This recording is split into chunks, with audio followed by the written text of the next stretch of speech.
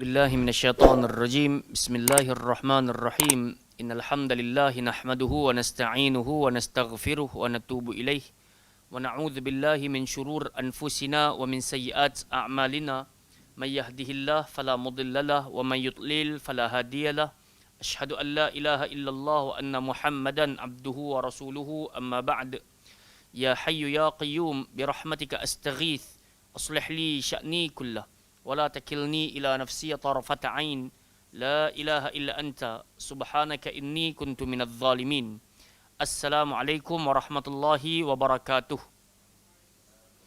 Apa khabar semua, sihat? Alhamdulillah, thumma alhamdulillah, kita bersyukur kepada Allah Subhanahu wa taala dengan limpah inayah, pertolongan dan hidayah yang Allah taala kurnia dan bekalkan kepada kita. Malam hari Jumaat ini dapat sama-sama kita berhimpun dalam rumah Allah Azza wa Jalla ini ataupun di dalam Dewan Baitus Salam ini untuk sama-sama kita duduk di atas sebuah jalan ketaatan, dan itulah dia jalan menuntut ilmu. Tambah-tambah jalan ini adalah jalan mempelajari kalam Allah. Semoga kesungguhan kesanggupan ini Allah hadiahkan buat kita Jannatul Firdausil A'la. Amin ya rabbal alamin. Kata Nabi sallallahu alaihi wasallam, khairukum man ta'allama al-Qur'ana wa 'allamah. Sebaik-baik kalian adalah orang yang mempelajari Al-Quran dan mengajarkannya kepada yang lainnya. Jadi kita kena ada azam supaya apa yang dapat kita perolehi daripada sudut ilmu, suka kita dapat sebar dan juga kongsikan kepada orang lainnya. Semoga tergolonglah kita semua dalam khairun nas, sebaik-baik manusia. Amin ya rabbal alamin. InsyaAllah malam hari ini kita akan menyambung lagi pada tajuk yang sama, iaitu berkenaan dengan waqaf dan juga ibtidak. Telah kita nyatakan waqaf itu maksudnya adalah berhenti. Dari sudut istilah pula, waqaf itu adalah menghentikan bacaan dengan cara memutuskan suara di akhir perkataan dalam tempoh yang sekejap untuk bernafas dengan niat menyambung bacaan semula. So itu adalah waqaf. So dalam makna yang lain, waqaf itu artinya adalah berhenti. Okey. Jadi kalau kita dapat lihat kalau di tanah Arab, ketika mana ada roadblock, maka di sana ada satu papan tanda dia tulis qif. Maksudnya apa? Berhentilah. Kena berhentilah. So dalam sudut pembacaan Al-Quran, kita kena berhentikan suara kita. Dalam waktu yang sama kena tarik nafas yang baru. Telah kita bahas pada pertemuan yang sudah berkenaan dengan waqaf qabih dan juga waqaf jaiz. Telah kita nyatakan waqaf qabih ini artinya adalah berhenti yang tak molek. Tak elok berhenti dekat situ sebab menyebabkan makna menjadi tidak sempurna. Kerana makna dan lafaznya masih terikat dengan kata-kata yang berikutnya. Jadi kalau nafas tak sampai ataupun terbersin, maka boleh berhenti dekat situ. Maka dia dianggap uzur. Tapi sengaja nak berhenti, tak molek. Lebih baik kita lebihkan satu perkataan ataupun cuba untuk habiskan ayat tersebut. Macam yang kita dapat lihat dekat dalam contoh di sini, wa'adallahu alladhina amanu wa 'amilus salihati lahum. Contohlah, kalau tiba-tiba nafas tak sampai. So kita berhenti dekat lahum, kemudian kita pun tarik balik lahum maghfiratun wa ajrun azim. Baik. Jadi yang tak moleknya dekat mana? Sebab ayat ni Allah Taala janjikan untuk orang beriman dan beramal soleh. So kalau berhenti kat situ, macam cerita dia dah bertukar pula. Bagi mereka, siapa mereka tu? Faham tak? Tapi kalau kita sambung, wa'adallahu alladhina amanu wa 'amilus salihati lahum. Sesungguhnya Allah telah menjanjikan bagi orang beriman dan orang beramal soleh, bagi mereka akan mendapatkan pahala yang begitu agung dan besar. Jadi maknanya jadi solid dan cantik. Boleh? Sebab tu dia letakkan la. Takut lahum tu kembali kepada munafik, lahum tu kembali kepada mujrimin, orang melakukan dosa. So kita tak nak cerita berubah. Kalau mampu, selesaikan terus. Yang kedua, waqaf jaiz yang kita dah baca pada pertemuan yang sudah, iaitu berhenti harus. Maksud harus, berhenti pun boleh, nak sambung pun boleh. Tak jadi masalah. Dzalika fadlullahi yu'tihi may yasha'. Nak berhenti pun tak ada masalah. Wallahu wasi'un alim. Ataupun kita nak nafas kita panjang, nak satu nafas pun tak jadi masalah. Sebab makna dia tak berubah dan sempurna. Cerita ni difahami. Baik, jom kita pergi kepada yang terakhir, iaitu waqaf ta'anuq. Cuba sebut. Waqaf ta'anuq. Kita takut ejaan nanti jadi T-A-A-N-U-K. Jadi ta'anuq, jadi hamzah, jadi huruf kaf pula. So dia bukan ta'anuk, dia ta'anuq. So berhenti, berikat ataupun berpeluk. Sampai tara tu dia punya tafsiran. Sejenis waqaf yang perlu kita perhatikan lebih dahulu. Di mana kita akan berhenti bacaan pada satu di antara kedua tempat waqaf yang berdekatan. Jenis waqaf ini dalam Quran Rasam Utsmani diberikan tanda berhenti titik 3. Ia menunjukkan jika berhenti bacaan pada tanda yang pertama, maka tak boleh berhenti bacaan pada tanda kedua. Jika berhenti pada bacaan pada tanda kedua, maka tak boleh berhenti bacaan pada tanda yang pertama. Dan harus bacaannya disambung terus, yakni bacaan tidak berhenti pada tanda pertama dan juga kedua. Ia juga dinamakan sebagai waqaf muraqabah, iaitu berhenti yang patut diberikan perhatian. Boleh? Jadi kalau nafas panjang, kita nampak ada waqaf ta'anuk, nak sambung terus pun silakan. Tapi kalau nak berhenti, pilihlah di antara satu di antara dua tersebut. Kalau nak berhenti yang pertama, nombor 2 terus sambung. Kalau nak berhenti nombor 2, makanya sambung terus yang nombor 1. Jangan berhenti kat nombor 1, jangan berhenti dekat nombor 2. So, itu dipanggil waqaf ta'anuk, berikat. Baik, nama lain dia adalah waqaf apa? Muraqabah. Jom kita tengok contohnya, kita baca sama-sama. Zalikal kitabu la raiba fih.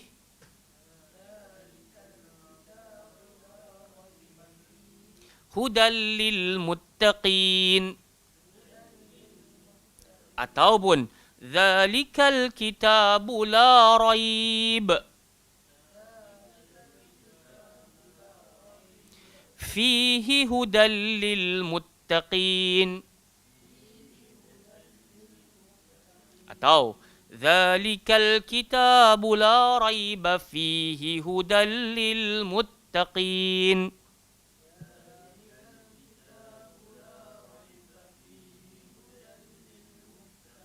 Jadi once kita sambung terus, dia langsung tak bersalahan. Bolehlah. Dan nafas kita panjang, satu. Dan yang kedua, boleh jadi kita nak mengulang. Betul tak? Kita nak mengulang hafazan kita. Jadi ada beberapa tempat memang ada lafaz waqaf ta'anuq ini. Jadi kita ada option. Kalau nak berhenti kat nombor 1, berhenti nombor 1. Tak silap saya pada muka surat 30 ada kan? Wa anfiqu fi sabilillah. Kan? Memang ada dekat situ. Wala tulqu bi aidikum ilat tahlukah. Kat situ ada tanda 3. Wa ahsinu ada tanda 3. Innallaha yuhibbul muhsinin. Jadi kat situ kita kena buat pilihan. Kalau buka muka surat 30 kita boleh jumpa. Cuba tengok. Wa anfiqu fi sabilillahi wa la tulqu bi aidikum ila tahlukah. Ayat 195. Cuba try tengok. Kita cari waqaf ta'anuk dekat situ. Jumpa tak? Saya jumpa. Muka surat 30 ayat 195. So kita dapat lihat dekat situ, dekat tahlukah berhenti 1, wa ahsinu berhenti 1. Jadi kalau nafas kita panjang, kita pun boleh terus. Wala tulqu bi aidikum ila tahlukati wa ahsinu innallaha yuhibbul muhsinin.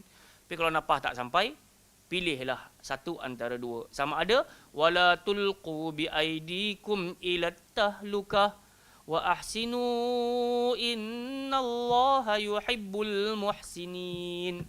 Ataupun wala tulqu bi aidikum ila tahlukati wa ahsinu innallaha yuhibbul muhsinin. Boleh? Jom kita cuba sama-sama. Kita ambil contoh ni kan. Wa anfiqu fi sabilillahi wa la tulqu bi aidikum ila tahlukah.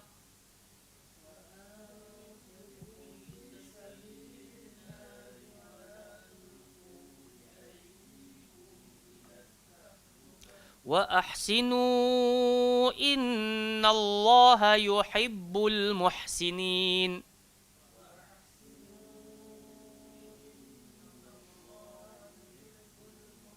Kita ambil wajah yang kedua pula. Wa anfiqu fi sabilillahi wa la tulqu bi aidikum ila tahlukati wa ahsinu.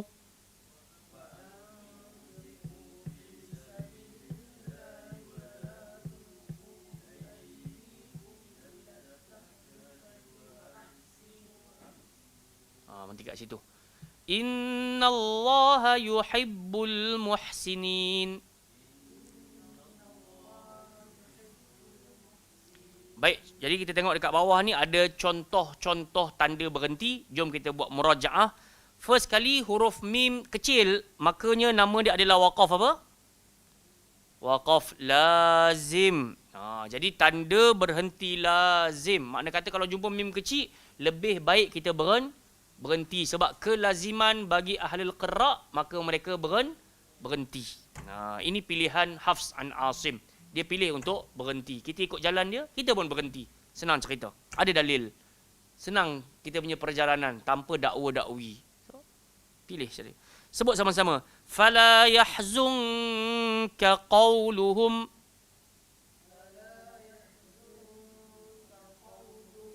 Inna na'lamu ma yusirruna wa ma yu'linun.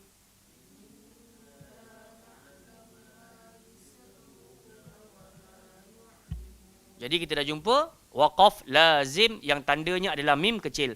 Sekarang nombor 2, waqaf apa nama dia? Waqaf qabih. Maksudnya tak elok berhenti kat situ. Buruk. Baik, contoh dia apa kita sebut sama-sama?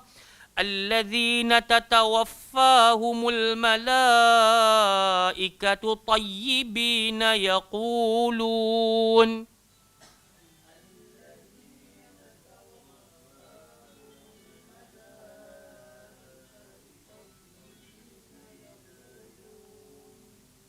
Yaquluna salamun alaikum udkhulul jannah.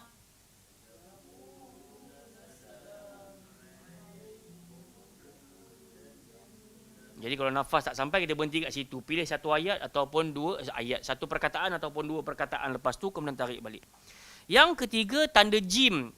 Apa nama dia? Waqaf jaiz. Jaiz maksud dia apa? Harus. Harus berhenti, harus sambung. Tak ada masalah lah dekat sini. Boleh buat pilihan. Ada option. Allahu yabsutur rizqa liman yasha'u min ibadihi wa yaqdiru lah.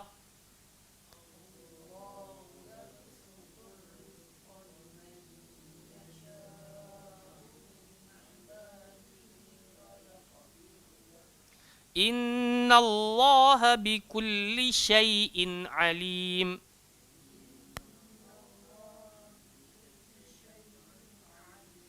Baik, jadi kalau siapa nampak panjang, dia boleh terus wa yaqdiru lahu innallaha bikulli syai'in alim. Tapi siapa nampak tak sampai, dia nampak jim tu, maka ada option untuk dia berhenti. Nombor 4, waqaf apa namanya dekat sini? Waqaf hasan. Hasan ni maksud dia apa? Elok dan baik. Makna elok dan baik ni bukan berhenti dekat dia baik. Sambung itu lebih baik. Tapi boleh berhenti tak dekat dia? Boleh. Kalau ditanya mana yang lebih baik antara berhenti dengan sambung, maka kita kata sambung. Sebab itu nama dia waqaf hasan. Boleh berhenti tapi lebih elok sambung. Contoh dia, jom. Wa huwallahu fis samawati wa fil ardi ya'lamu sirrakum wa jahrakum.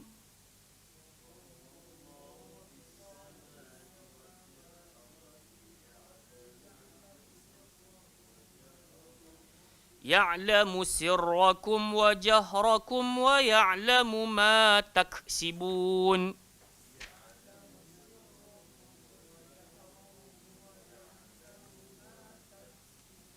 So, siapa nampak panjang, dia boleh settlekan. Baik, ni sekadar murajaah dan ulang kaji.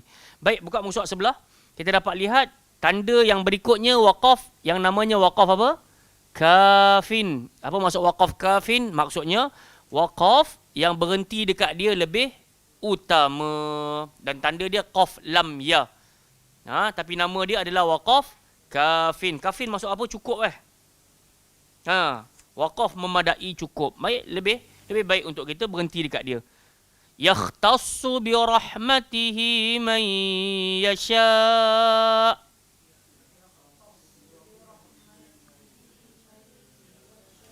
So dekat yasha' berapa harakat? 6 harakat. Yasha' 6 harakat. Wallahu dzul fadlil azim. Dan yang terakhir sebelum kita baca Al-Quranul Karim, waqaf yang kita belajar pada malam hari ini namanya waqaf ta'anuq. Terbalik. Ta'anuq. Apa maksud ta'anuq? Berikat dan juga berpelukan. Maksud peluk tu adalah kena option, kena buat option antara satu di antara dua tu. Baik. Telah kita nyatakan tadi pada yang baru sampai, maknanya kalau kita jumpa titik tiga dalam Al-Quran, maka dia kebiasaannya akan ada pada dua tempat pada satu ayat. Maka apa kita nak kena buat? Pilih salah satu. Kalau berhenti kat nombor satu, nombor dua jangan berhenti dah. Kalau berhenti kat nombor dua, nombor satu jangan berhenti dah. Jom kita tengok contoh dia dan kita follow. Oh, dah ada dah yang kita sebutkan tadi. Kan? Wa anfiqu fi sabilillahi wa la tulqu bi aidikum ila tahlukah.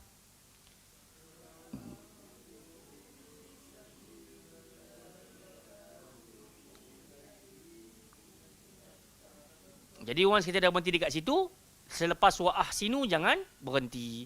Wa ahsinu innallaha yuhibbul muhsinin.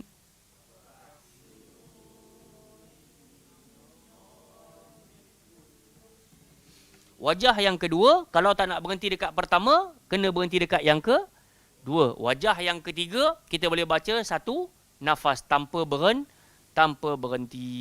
Okey, jelas. Ada apa-apa soalan untuk waqaf? Okey, Abu Talha jelas kot. Okey. Semua tutup buku lah. Kan? Qaf lam ya Syahir. Waqaf apa nama?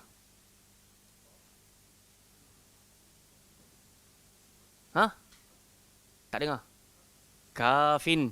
Maksud kafin mencukupi. Kalau mim kecil, Eti, waqaf apa? Waqaf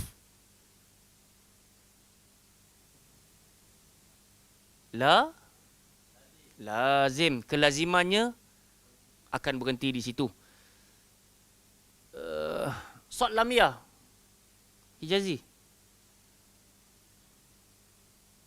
Kalau sod lamiyah, waqaf apa nama dia? Betul, dia memang wasal, tapi nama khas dia adalah waqaf hasan. Waqaf hasan maksudnya berhenti yang baik, tapi yang sebenarnya bukan berhenti itu baik, sambung tu lebih baik. Tanda 3 bun waqaf. Tanda 3 barulah sekali kita sebut tadi. Tak tahu. Tak tahu. Ta'anuq. Bukan tana'uq. Ta'anuq. Okey. Waqaf apa dia lagi? Yang tak disebutkan? Waqaf jaiz. Macam mana tanda waqaf jaiz? Muslimat. Waqaf jaiz tanda dia apa? Yang kita tahu boleh berhenti kat situ? Yes, ada jim. Ada huruf jim. Maksudnya jaiz. Boleh berhenti, boleh sambung. Barakallahu fikum. Yes. Waqaf qabih, macam mana tanda dia, Abang Farid? Ada lam alif. Apa maksud qabih, Hasri? Buruk. Apa syarat berhenti kat waqaf qabih? Tersedak, bersin tak cukup. Nafas. Jangan curi nafas. Curi nafas hukum dia haram. So kalau tersampai dekat lam alif tu, makna kata nafas nak habis, berhenti je dekat situ. Dia tak bawa kepada batal solat, dia tak bawa kepada dosa besar. Tapi kalau sengaja berhenti, ada masalah.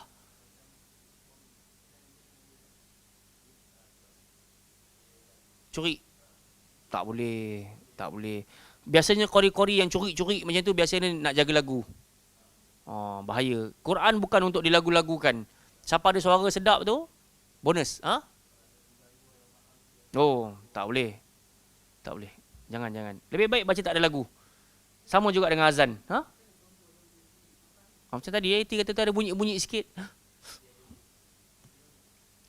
Innallah. Lebih kurang gitu lah. Kalau nak jaga lagu sangat kan. Ataupun biasanya diorang akan curi dekat alif lam. Ada al saja biasanya akan buang nafas, itu tarik yang baru. Kan? Tak tahulah cara-cara pasal kita tak rajin buat. So kita jangan jadi pencuri. Dan itu yang kita kata, jenayah dalam pembacaan Al-Quran adalah mencuri nafas. So jangan buatlah, haram hukum dia. Tak bagus pun. Sebab menampakkan terburu-buru. Kita baca Quran nak kena tenang, bukan nak terburu-buru. Baik, jom tutup kita punya buku tajwid dan bagus, Masya Allah. Kita terus kepada bacaan Al-Quran. Hari ini kita sambung pada muka surat 74. Betul? 74. Ayat 181. Betul saya? Sebagaimana pesanan wajib kita saban minggu, bacalah Quran ini dengan hati, jangan baca dengan nafsu, tenang-tenang dalam pembacaan dan sebutan. A'udzu billahi minasyaitonir rajim.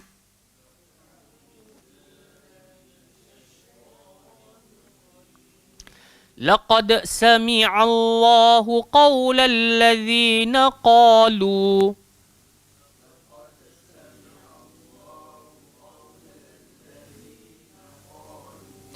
الذين قالوا إن الله فقير ونحن أغنياء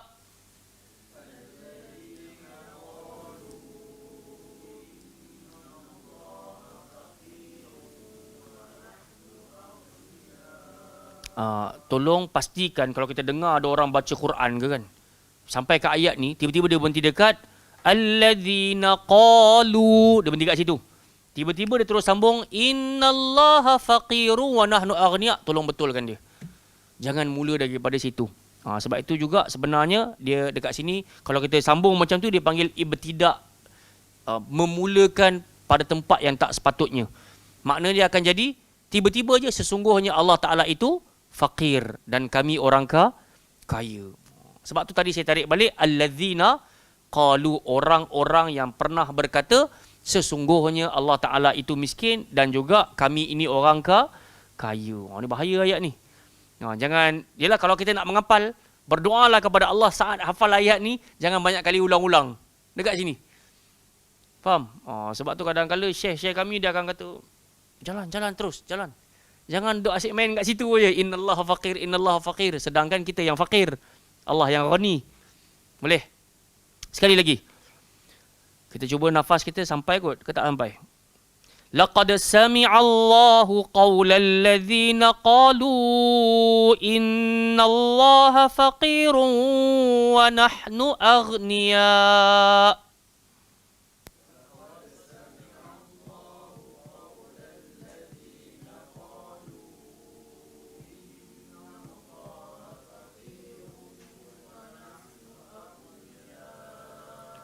So ada dua option lah. Kalau siapa nafas panjang, dia berhenti terus dekat situ.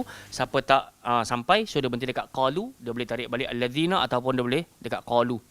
Sambung. Sanaktubu ma qalu wa qatlahumul anbiya'a bighairi haqq.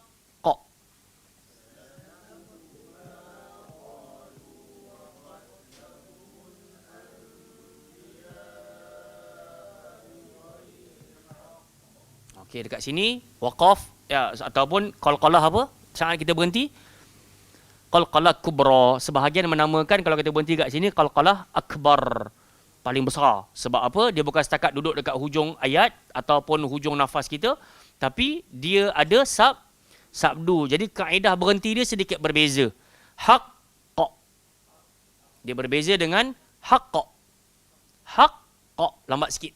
Sikit lah. Tidaklah sampai saktah yang buang nafas lama, tidak. Sekali lagi. Sanaktubu ma qalu wa qatlahumul anbiya'a bighairi haqq.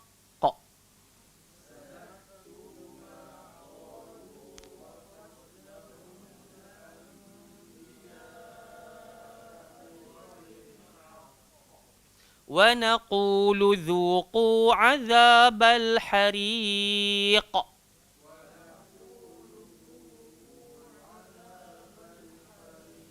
Jadi kalau dekat harik ni baru qalqalah kubra. Hariq. Kita tak berhenti hariq. Kita tak berhenti macam tu. Ada beza dengan haqqa. Beza. Sambung. Dzalika bima qaddamat aydikum.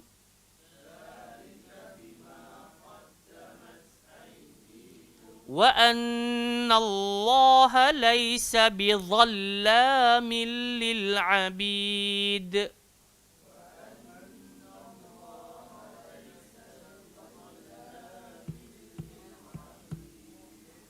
Hasri, fadal.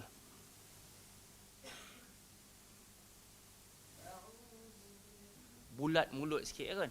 Dia terbaik. Baik, jom kita ambil manfaat daripada dua ayat yang kita bacakan pada malam hari ini supaya kita dapat memahami apa yang kita bacakan bersama-sama tadi.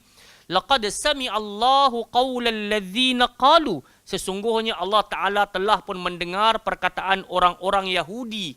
Alladzina qalu, yang mana mereka ini pernah berkata dan pernah mengungkapkan innallaha faqirun wa nahnu aghniya. Sampai tara ni jahatnya si Yahudi dan Allah Ta'ala marah sangat dekat mereka. Pasal mereka berani mengaku yang Allah Ta'ala itu miskin, berharap-harap. Wa nahnu aghniya, dan kamilah yang kaya.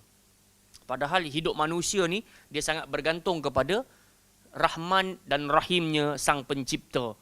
Tapi nak ceritanya manusia ni ketika mana dia telah melepasi darajat selesa, maka sampai dia boleh isyaratkan yang aku ni, itu yang Firaun sampai kata, ana rabbukumul a'la. Menara 15 kilo tak tahulah. Tapi nak ceritanya, mengapa sampai manusia ni sanggup, dia nak cerita besar, dia nak belagak, dia nak sombong, kerana dia telah ada segalanya. Selalu kita bacakan dalil surah Al-Alaq ayat 6, kalla innal insana layatgha ar-ra'ahus taghna. Manusia ni biasanya akan melampaui batas ketika mana dia lihat serba-serbi dia ada dah. Jadi Allah bagi dekat Bani Israel ni banyak. Sebab tu dalam Quran ni kita dah cerita ada 4 cerita besar. Satunya macam mana nak tauhidkan Allah. Anjuran untuk mentauhidkan Allah dan juga jangan mensyirikkan Allah dengan sesuatu. Yang kedua, cerita besar dalam Al-Quran tentang hukum hakam. Apa yang halal, apa yang haram.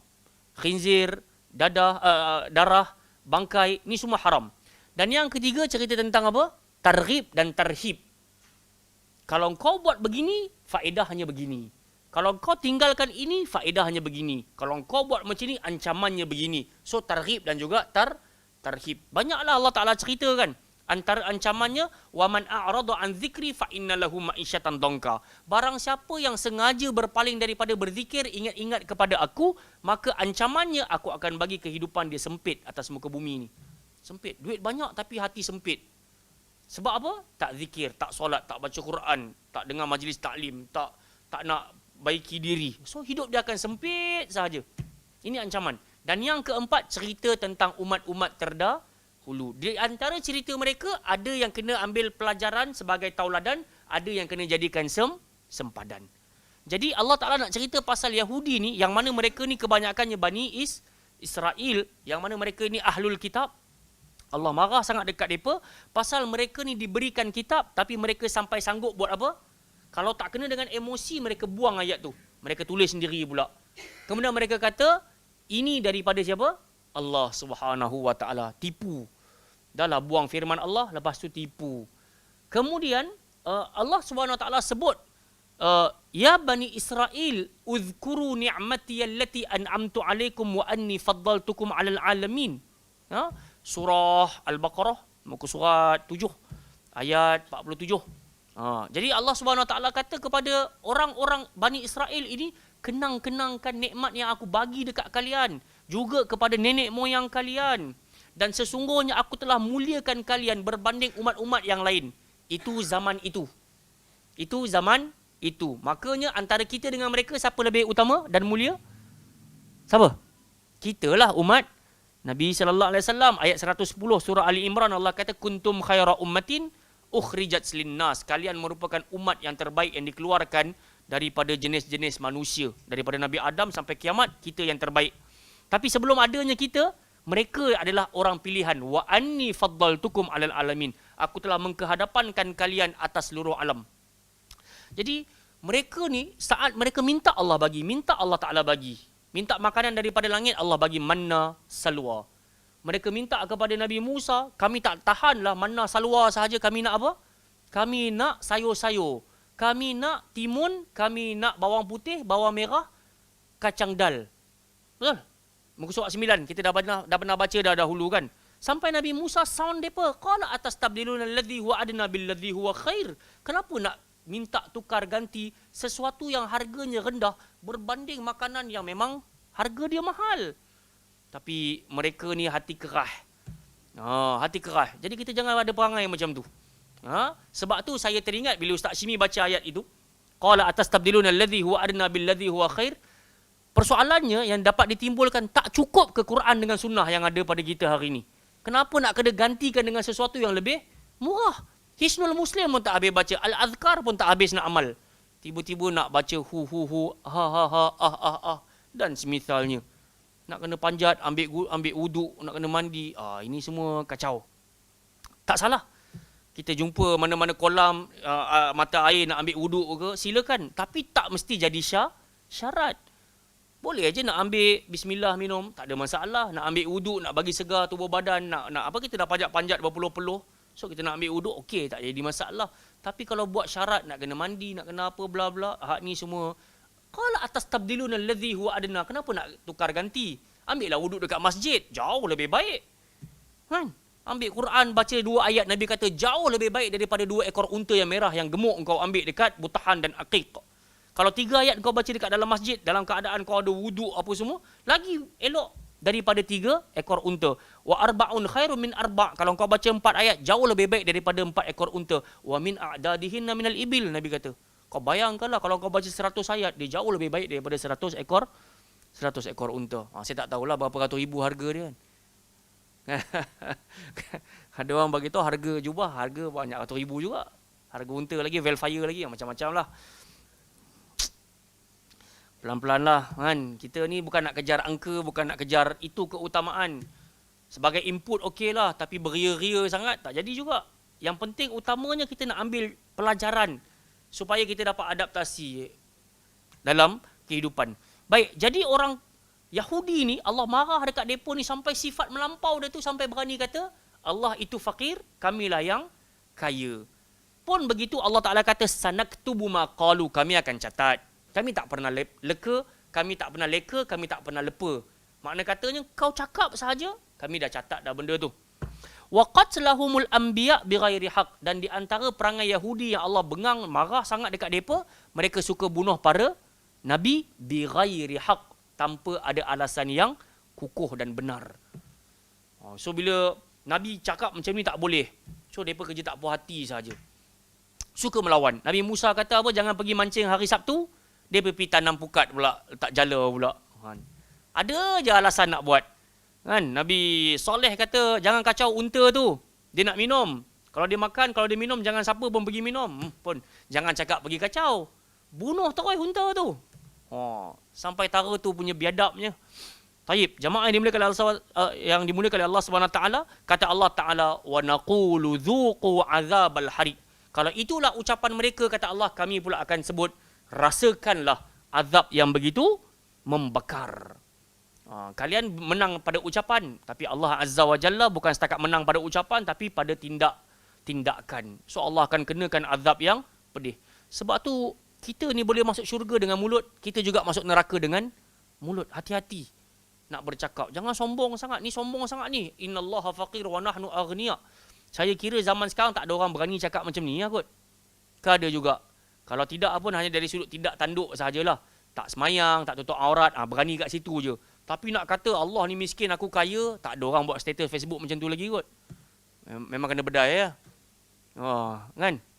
Tapi Allah kata kalau ada si pemberani yang jahil, yang bodoh buat perangai macam ni, maka naqulu, kami sebut pula, dzuqu azabal hariq. Cukup waktu, rasakanlah azab yang panas membakar. Kemudian Allah kata, dzalika bima qaddamat aydikum. Mengapa urusan tersebut berlaku? Kerana kalianlah yang memulakan dengan tangan kalian sendiri. So kerosakan atas muka bumi banyaknya berpunca daripada tangan kita, tangan manusia itu sendiri. Wa annallaha laisa bidhallamin lil abid, dan sesungguhnya Allah Subhanahu wa taala tidak pernah menzalimi hamba-hambanya. Kalau kita baca surah Al-Baqarah muka surat 8, kita boleh jumpalah wa ma zalamahumullah walakin kanu anfusahum yadhlimun. Allah Ta'ala tak pernah menzalimi manusia, bahkan manusia lah yang menzalimi diri mereka sendiri. Baik, saya tadi buat carian sedikit pembacaan berkenaan dengan lafaz ibad dan juga abid. Ibad dan juga abid. Tadi Syekh Mahathir kita tersilap menukar abid jadi ibad, tapi kita berterima kasih pada beliau menyebabkan kita sama-sama dapat ilmu. Apa beza antara ibad dengan abid? Dalam surah Al-Furqan Allah Ta'ala sebut wa ibadur rahman. Dalam surah ini, surah Ali Imran, Allah sebut lil abid. So ada beza ke tak? Dari sudut makna sama, hamba-hamba. Tapi dekat sini kita dapat lihat dekat situ, mal farqu bainal ibadi wal abid. Apakah perbezaan antara ibad dan juga abid? Al-ibadu fil Quran lafzun lahu karamah as-silatu billah ta'ala fayudafu ila Allah ta'ala. Perkataan ibad di dalam Al-Quran merupakan kalimah penuh kemuliaan. Saat Allah Azza wa Jalla menyandingkan perkataan itu dengan Allah Subhanahu wa Ta'ala. Wa ibadur rahman. So dia adalah kalimah yang mulia. Bainama lafzul abid fahuwa yashmilul birr wal fajir. Adapun perkataan al-abid, hamba-hamba ni, dia boleh jadi dari sudut kebaikan pun boleh, hamba yang baik pun boleh, dan hamba yang jahat pun boleh. Al-fajir. Boleh. So kalau ibad ni memang dia relate dengan Allah. Maksudnya hamba-hamba yang mulia. Tapi kalau abid, makna katanya boleh jadi hamba tu baik, boleh jadi hamba tu jahat. Dan Allah Ta'ala pakai lafaz umum. Okey. Kemudian kita pergi pula pada dalilnya wa ibadur rahmanil ladzina yamshuna 'alal ardi hauna wa 'inda istikhdamil lafdhin abid qala subhanahu wa ma rabbuka bidhallamin lil abid yang kita bacakan tadi. Taib, kalimatun ibad tudafu ila lafzil jalalah. Perkataan ibad disandingkan dengan lafzul jalalah, dengan nama Allah Ar-Rahman. Falladzina ya'buduna Allah yudafuna lil lafzil jalalah fayazdaduna tashrifa. Sesungguhnya orang-orang yang menyembah Allah, maka dimudafkan lafaznya kepada nama Allah Ta'ala, maka disandingkan dengan penuh kemuliaan. Wa ibadur rahman fayuqalu ibadallah, maka disebut sebagai ibadallah, hamba-hamba Allah. Kita biasa dengar hari Jumaat kan, ibadallah, time tu lah alam paling segar sekali. Dandan jadi tegak. Asalnya bagaikan mengantuk disorong-sorongkan bantal. Tapi bila dengar ibadallah ni kira dah nampak nasi kandar Faris besok. Contoh. Taib. Kemudian kama wurida fi suratil Furqan, sebagaimana yang terdapat dalam surah Al-Furqan, wa ibadur rahmanil ladzina yamshuna 'alal ardi hauna wa idza khatabahumul jahiluna qalu salama. Amma kalimatun abid, adapun perkataan abid dengar, fahiya tutlaq 'ala abidun nas wa abidullahi ma'an. Lafaz abid ini boleh terguna untuk manusia yang sembah manusia dan juga manusia yang sembah Allah. So kalau yang sembah Allah tu bir, kebaikan. Tapi kalau sembah manusia, sembah berhala, sembah selain daripada Allah, maka dia jahat. So abid ni umum. Dalam ayat yang kita baca tadi, sesungguhnya Allah tak pernah menzalimi mana-mana hamba. Hamba tu Cina ke, hamba tu India ke, kafir ke, tak kafir ke, Muslim ke, tak Muslim ke, Allah tak pernah zalim. Faham tak? So ini kebaikan, kesalahan tadi. So kita dapat jelas. Kalau perkataan ibad, dia memang Allah sandingkan dengan kebaikan sahaja. Tapi kalau abid, maknanya siapa-siapa sahaja, Allah bagi tahu aku tak pernah bertindak zalim. Kalau engkau, wahai sang kafir, engkau berusaha, kau akan dapat. Wahai engkau seorang Muslim, kalau engkau usaha, kau akan dapat. Kalau engkau tak usaha, engkau tak dapat. Kalau engkau tak usaha, engkau tak dapat. Sama sahaja. Tapi bezanya, orang-orang beriman ini, Allah Azza wa Jalla ganti satu kebaikan dengan 10 ganjaran yang lain, yang besar. Tapi orang-orang kafir, sejuta kebaikan dia buat, Allah kata, faja'alnahu haba'an manthura. Kami jadikan bagai debu-debu yang berterbangan. Okey, jelas? Ya ibadi. Kan? Memang ada satu hadis yang saya share dekat dalam Facebook lama dulu. Allah Ta'ala kata, ya ibadi kullukum ja'i'un fastat'imuni. Wahai sekalian hamba-hambaku, sebenarnya kalian semua berada dalam keadaan lapar, mintalah makan daripada aku. Ya ibadi kullukum arin fastaksuni.